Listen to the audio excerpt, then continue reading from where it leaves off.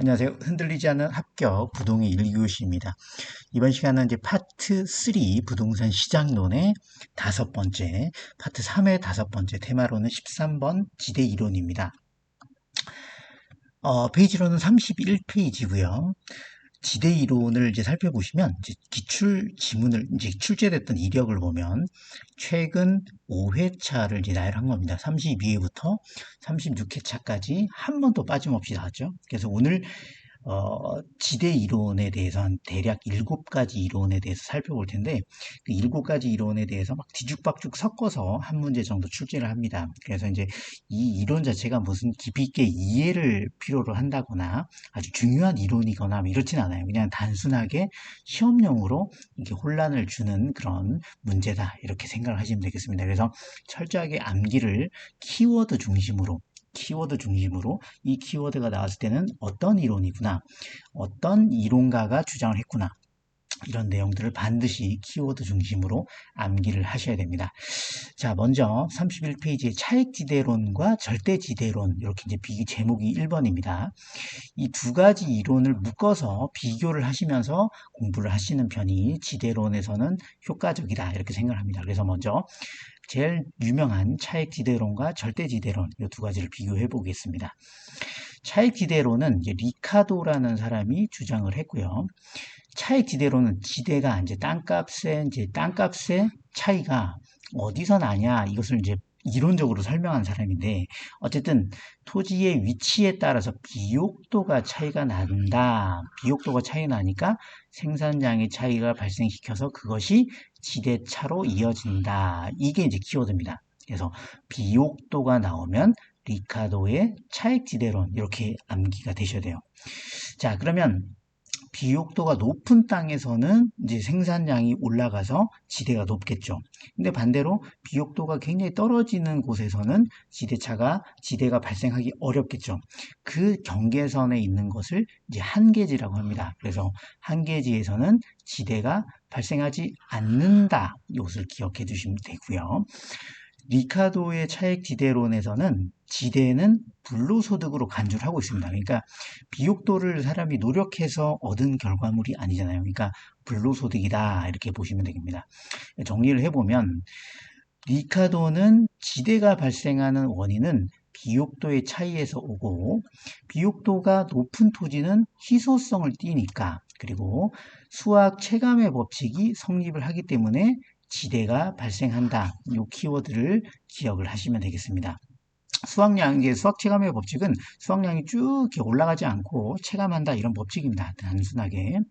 자, 그런데 이제 차액지대론을 평가를 해보니까 토지의 위치 문제는 아무런 고려를 하지 않았어요. 그냥 단순하게 비옥도만 차이가 났다고 이제 초점을 맞추어졌다. 그런 이제 그 맹점이 있다는 말씀이고요. 그리고 한계지에서도 뒤에 나오겠지만 지대가 발생합니다. 근데 이제 한계지는 지대가 발생하지 않는다고 했기 때문에 한계지가 지대를 발생하는 과정을 설명하지는 못하고 있습니다. 그래서 이 차액지대론의 한계론은 토지의 비옥도 자체에만 중점을 뒀고 위치를 문제를 경시를 했다. 그리고 한계지의 지대 발생을 설명하지 못한다. 이 내용을 기억하시면 되고요.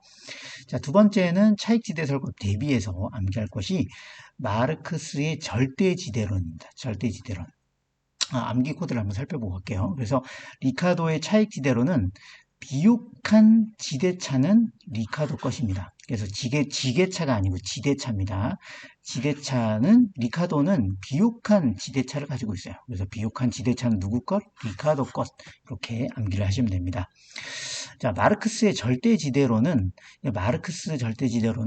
토지를 소유하고 있기 때문에 무조건 지대가 발생한다고 하는 것이 키워드입니다. 지대의 발생 원인은 뭐다? 소유권이다. 그래서 소유권이라는 독점적 지위 때문에 지대가 발생하고 비옥도나 생산력에 관계없이 지대가 발생한다. 그러니까 한계지에 지대가 발생하는 이유를 설명할 수 있죠. 그래서 마르크스의 절대지대로는 간단합니다. 그래서 절대지대로는 누구? 마르크스. 뭐다? 토지의 소유권 때문에 지대가 발생한다. 그래서 이것을 요약하면 절마 소유. 경상도에서는 이제 일마 절마 하잖아요. 그래서 절마 소유라고 해서 마르크스의 절대 이데로는 소유권을 키워드다. 이렇게 암기를 하시면 되겠습니다.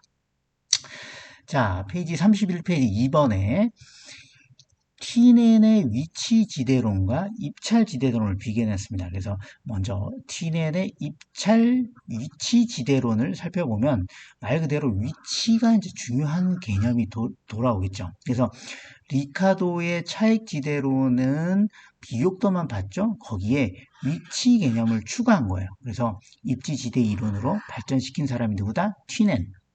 그래서 위치에 따라서 수송비가 차이가 발생하니까 그것이 바로 지대다. 이런 개념으로 이해를 하시면 돼요. 그래서 가정을 할 때 위치에 따라서 수송비의 차이가 있죠. 그러니까 시장에 가까우면 수송비가 덜 들고 시장과 멀면 수송비가 많이 들겠죠. 그러니까 둘의 사이에는 수송비의 차이가 있다. 그리고 위치에 따라서 곡물 가격이라든지 생산비는 동일하다. 그러니까 오로지 수송비에 따라서 지대 차이가 난다. 요 이론입니다. 자, 그래서 암기 코드는 위치 수송비가 튀네 이렇게 암기를 하시면 됩니다. 그래서 위치라든지 수송비 나온다 그러면 튀네. 그 다음에 이렇게 꼭 암기를 하시면 됩니다. 자, 위치지대론을 이제 이론적으로 그래프화 조금 해보면 우리가 이제 중심 시장이 있죠.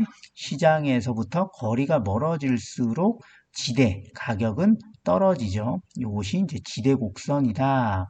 그러면 지대 곡선은 왼쪽에서 아래쪽으로 하향하는 거죠. 그래서 우하향하고 중심지에 가까울수록 지대가 높고 그 다음에 위치가 멀어질수록 지대가 낮다. 그리고 조방 한계점에서는 0이다. 그리고 자, 시장에 가까운 토지와 시장에서 먼 토지는 어떤 농업들이 활성화되느냐. 그러니까 생각을 해보면 시장에서 가까운 애들은 토지는 지대가 비싸죠. 비싸니까 아껴 써야 되겠죠. 그것을 집약적으로 이용한다. 그러니까 집약적 농업을 쓰는 거죠. 그래서 오밀조밀 모여있는 그런 농업을 하고요. 거리가 멀어질수록 지대가 싸죠. 그러니까 멀어질수록 널찍널찍한 농업을 할 수 있겠죠. 그것을 조방적 농업이다. 이렇게 이해를 하시면 되겠습니다. 중요한 것은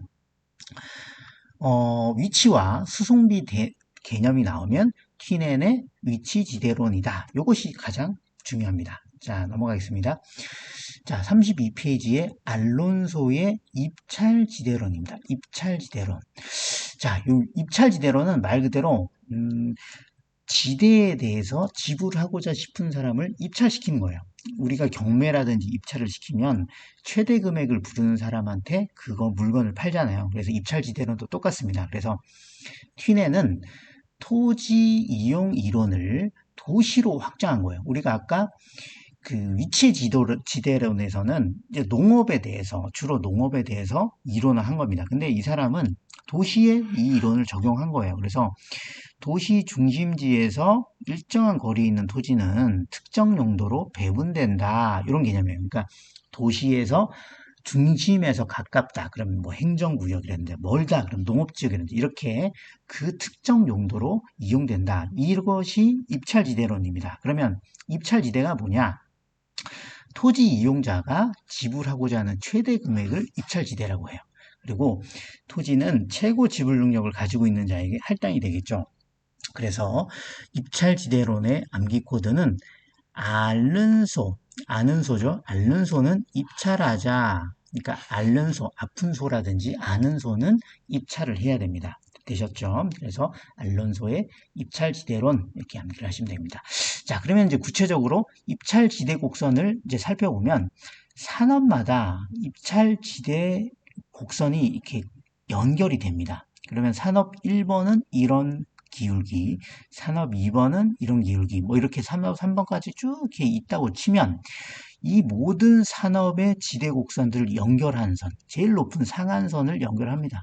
상한선을 연결하면 오른쪽처럼 커브를 이렇게 그리게 됩니다. 그것을 연결한 선을 입찰지대곡선이다. 이것을 기억하시면 됩니다. 그러면 입찰지대곡선은 뭐냐? 여러 가지의 지대곡선 중에서 가장 높은 부분을 연결한 포락선이다. 그것이 입찰지대곡선이다. 입찰지대곡선은 우하향하죠. 그리고 원점을 향해서 볼록한 형태를 지닌다. 되셨나요? 입찰지대론 여기까지 살펴보면 되겠습니다.